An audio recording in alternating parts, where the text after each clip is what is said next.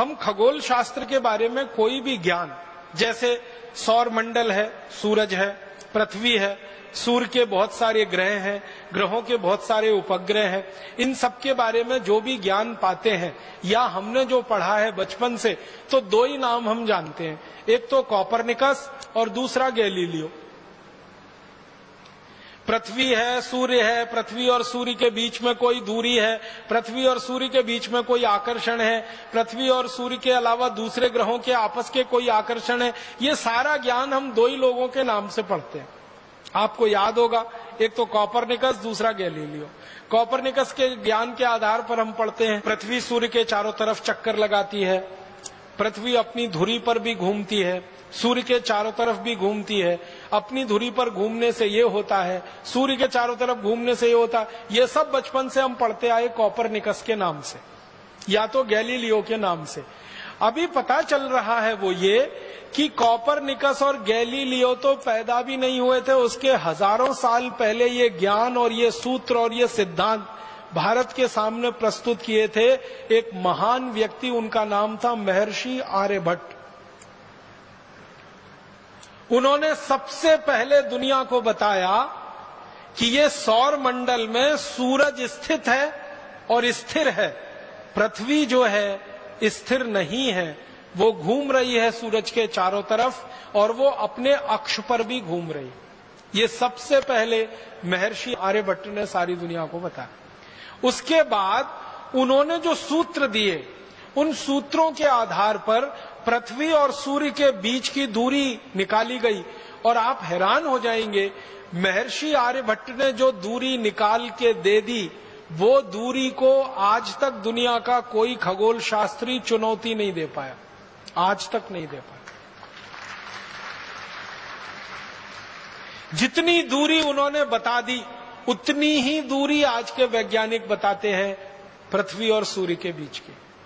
और तीसरी महत्व की बात महर्षि आर्यभट्ट ने जो सारी दुनिया को बताई वो ये कि सूर्य जो है ये निरापद नहीं है, इसमें बहुत सारे काले धब्बे हैं और ये काले धब्बे की जो थ्योरी है, इसको स्टीफन हॉकिंग्स नाम के एक आधुनिक वैज्ञानिक ने अपने नाम से लिखवा लिया है और वर्ड पेटेंट ले लिया है, ब्लैक होल थ्योरी। आप में से कुछ लोग अगर थोड़ा फिजिक्स पढ़े होंगे तो आपने पढ़ा होगा ब्लैक होल थ्योरी। ये ब्लैक होल थ्योरी को सारी दुनिया मानती है, स्टीफन हॉकिंग्स की खोज है ब्लैक होल्स थ्योरी। लेकिन महर्षि आर्यभट्ट ने स्टीफन हॉकिंग्स के जन्म से हजारों साल पहले बता दिया कि सूरज निरापद नहीं है, इसमें ब्लैक होल्स हैं, काले विवर हैं, और वही उसके जीवन का कारण है।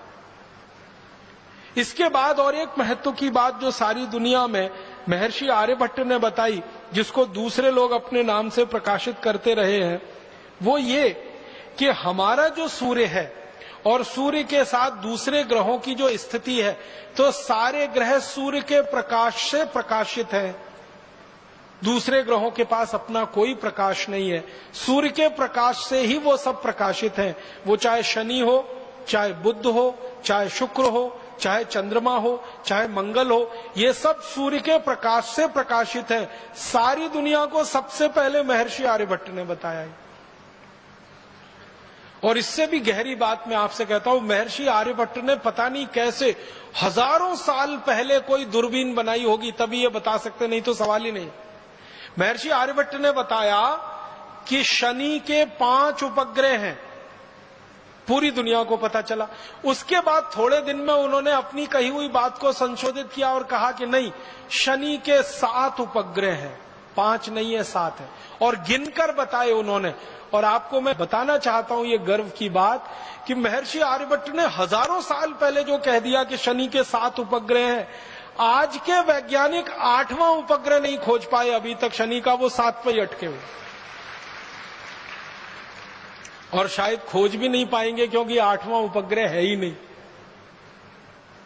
होता तो वो खुद ही बता के चले गए। अब मैं आपके ध्यान को आकर्षित करना चाहता हूं कि शनि के 7 उपग्रह को खोज लेना कैसे संभव है। बिना दूरबीन के तो सवाल ही नहीं उठता, हो ही नहीं सकता। इसका माने बहुत साफ है कि महर्षि आर्यभट्ट ने दुनिया की सबसे पहली दूरबीन बनाई होगी और उससे देखकर यह बताया होगा, और सारी दुनिया में दूरबीन बनाना लोगों ने उसकी नकल करके सीखा होगा। महर्षि आर्यभट्ट ने एक पुस्तक लिखी है, बड़ी पुस्तक है, बृहद संहिता उसका नाम है, और एक दूसरी पुस्तक है आर्यभट्ट संहिता उसका नाम है। इन दोनों पुस्तकों में सैकड़ों नहीं हजारों सूत्र हैं सूरज के बारे में, चंद्रमा के बारे में और दूसरे ग्रहों के सूरज के अंतर संबंधों के बारे में। और आप जानते हैं सबसे पहले दुनिया में ग्रहण के बारे में, चंद्र ग्रहण होगा, सूर्य ग्रहण होगा, इस तिथि को होगा, इस दिनांक को होगा, इस साल में पड़ेगा, ये सारे के सारे ठीक ठीक गणनाएं सबसे पहले शुरू किया महर्षि आर्यभट्ट ने। महर्षि आर्यभट्ट की शुरू की गई गणनाएं चंद्र ग्रहण की, सूर्य ग्रहण की हजारों साल बिल्कुल सच साबित हुई और उसके आधार पर पंचांग विकसित हुआ। और आपको एक और गहरी बात बताना चाहता हूं महर्षि आर्यभट्ट के बारे में कि उन्होंने सूरज का, पृथ्वी का, दूसरे ग्रहों का जब अध्ययन किया बारीकी से, गहराई से, और उन्होंने देखा कि पृथ्वी अपनी धुरी पे भी घूम रही है और सूर्य के चारों तरफ भी घूम रही है, तो पृथ्वी की अपनी धुरी पर घूमने से दिन है और दिन रात हो रहे हैं, तो दिन कितने घंटे का हो रहा है, रात कितने घंटे की हो रही है। और बारीकी से करते करते उन्होंने 7 दिन निर्धारित कर दिए, और वो 7 दिन है रविवार, सोमवार, मंगलवार, बुधवार, बृहस्पतिवार, शुक्रवार, शनिवार। ये जो 7 दिन महर्षि आर्यभट्ट ने हजारों साल पहले निश्चित कर दिए, सारी दुनिया अभी तक 8वां दिन नहीं खोज पाई। जो 7 उन्होंने हजारों साल पहले कह दिए, वही 7 दिन पूरी दुनिया इस्तेमाल कर रही है। और आपको हैरानी होनी चाहिए ये जानकर कि कोई क्रिश्चियन है तो, कोई मुसलमान है तो, कोई यहूदी है तो, कोई बौद्ध है तो, कोई पारसी है तो, कोई हिंदू है तो, या किसी भी संप्रदाय का है, वो इन्हीं 7 दिनों को मानता है। रविवार, सोमवार, मंगलवार, बुधवार, बृहस्पतिवार, शुक्रवार, शनिवार। बस अंतर इतना है कि उसको अपनी अपनी भाषा में उन्होंने भाषांतर कर लिया है। अंग्रेजों ने रविवार का संडे कर दिया, सोमवार का मंडे कर दिया, मंगलवार का ट्यूसडे कर दिया, बुधवार का वेडनेसडे कर दिया, गुरुवार का थर्सडे कर दिया, शुक्रवार का फ्राइडे कर दिया, शनिवार का सैटरडे। बस इतना ही किया है, भाषांतर ही किया है, बाकी कोई मूल बदलाव अंग्रेज नहीं कर पाए। और अंग्रेजों के आगे पीछे की सभ्यताओं ने भी उसको वैसे का वैसा ही स्वीकार किया। यूनान की पूरी सभ्यता ने यही स्वीकार किया, रवि, सोम, मंगल, बुध। मेसोपोटामिया की सभ्यता ने यही स्वीकार किया, बेबीलोनियन की सभ्यता ने यही स्वीकार किया।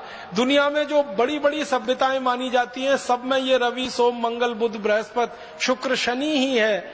और ये भारत की देन है सारी दुनिया की सभ्यताओं को, जिसमें वो एक कदम भी आगे हमसे बढ़ नहीं पाए हैं। जितना हमने खोज के बता दिया, वहीं पर पूरी दुनिया रुकी हुई है अभी तक। बहुत बड़ा योगदान है महर्षि आर्यभट्ट का इस खगोल शास्त्र की दुनिया। और एक दो छोटी बातें बताता हूं कि महर्षि आर्यभट्ट का एक और बहुत बड़ा योगदान है सारी दुनिया के लिए, गणित का।